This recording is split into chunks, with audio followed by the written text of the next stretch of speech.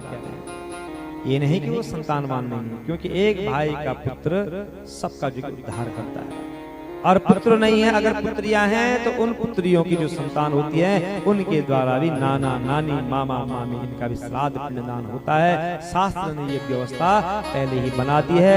भले आज हम कह रहे हैं कि बेटी बचाओ बेटी पढ़ाओ, शास्त्र ने तो पहले ही दे दिया है सम्मान, पहले ही दे दिया पुत्री का धर्म आश्रिता कि बेटी की जो पहली संतान होगी उस पर निहाल पक्ष का ही अधिकार होगा। ये शास्त्र ने पहले दिया है।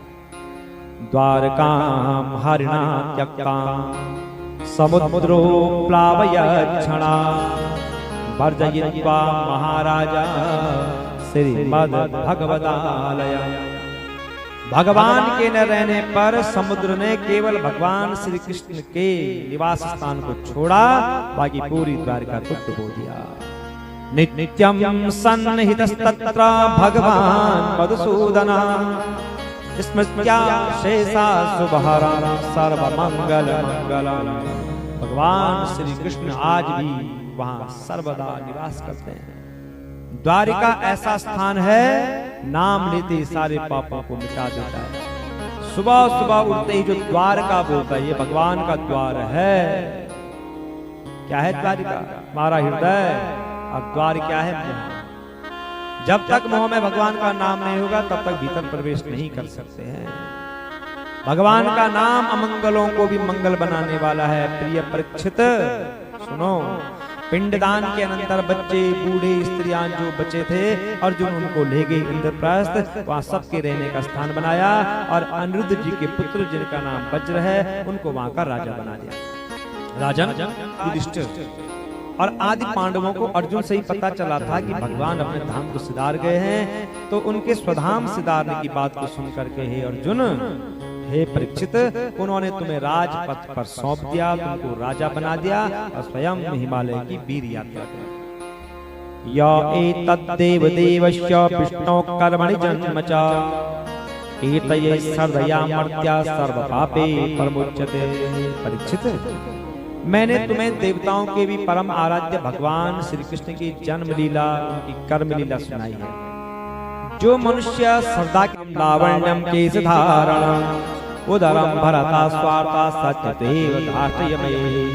और लोग क्या करेंगे? दूर के तालाबों को ही तीर्थ मानेंगे और जो सन्निकट है, माँ है, पिता है, गंगा है, इनकी क्या करेंगे? उपेक्षा करेंगे। ये तो हो रहा आजकल। बद्री केदार कौन जा रहे हैं? पिकनिक करने वाले जा रहे हैं।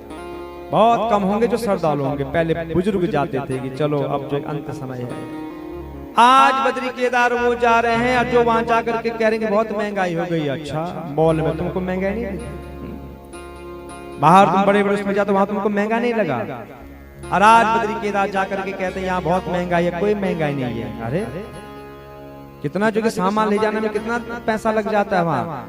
और जो श्रद्धालु होगा वो कभी नहीं बोलेगा कि यहाँ महंगाई है। उसको एक ही ध्येय है कि मुझे बाबा के दर्शन करने हैं। और जो है कि आ जाते हैं जिनको भगवान से कोई मतलब नहीं है, देखा कि दिल्ली में गर्मी पड़ रही है, थोड़ा सा बर्फ में चले जाएं, वो लोग कह रहे हैं कि वहाँ महंगाई है। कोई महंगाई नहीं है, क्योंकि इतना दूर है तो कुछ जो है कि बेचारों को सामान लाने ले जाने में ही उनका जो है कि धन लग जाता है।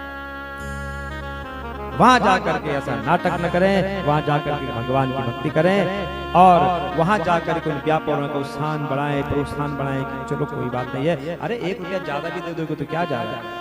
हाँ, लग रहा है कि बहुत ज्यादा महंगाई है, अगर लग रहा है कि अनायास है तब तो जो है बोलो। और ऐसा नहीं कि फालतू बोलने पे लगे हैं। ये क्यों?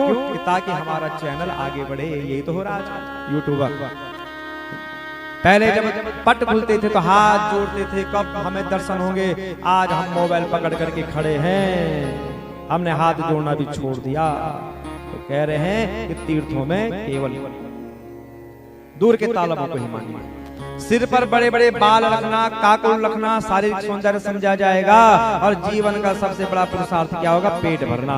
रात हुई तो सुबह नाश्ता क्या बनाएंगे, नाश्ता खाए तो दिन में क्या बनाएंगे, दिन में खाए रात को क्या बनाएंगे, यही चिंता सता रही है। और धर्म का सेवन केवल अपने यश के लिए होगा, अपने नाम के लिए आते हैं ना बड़े बड़े नेता लोग, आए 2-4 फोटो खिंचाए चले गए कि हम ही गए थे, नाराज अपने यश के लिए होगा। इस प्रकार सारी पृथ्वी पर दुष्टों का बोलबाला हो जाएगा। राजा होने का कोई भी नियम नहीं होगा। राजा अत्यंत निर्दय होगा, अत्यंत क्रूर होगा उसमें, और लुटेरों में कोई भी अंतर नहीं समझा जाएगा। कभी वर्षा होगी, कभी सूखा पड़ेगा, कभी कड़ाके की सर्दी पड़ेगी, कभी पाला पड़ेगा, कभी आंधी चलेगी, कभी बाढ़ आएगी, कभी अधिक गर्मी पड़ जाएगी, उत्पात होने लग जाएंगे और प्रजा को बड़ा कष्ट मिलेगा। हो तो रहा है, नहीं हो रहा है, सब हो रहा है जो लिखा है। लोग भूख प्यास से नाना प्रकार की चिंताएं करेंगे और रोगों से तो उन्हें कभी भी छुटकारा नहीं मिलेगा। और कलयुग की परम आयु कितनी होगी? अभी कितनी है? 100, 130 पर भी जा रहे हैं। परसों हम पढ़ रहे थे 130 साल तक कोई गया, 100 तो बहुत बड़ी बात है। अरे 60 पर भी चलेगी तो गनीमत है ना।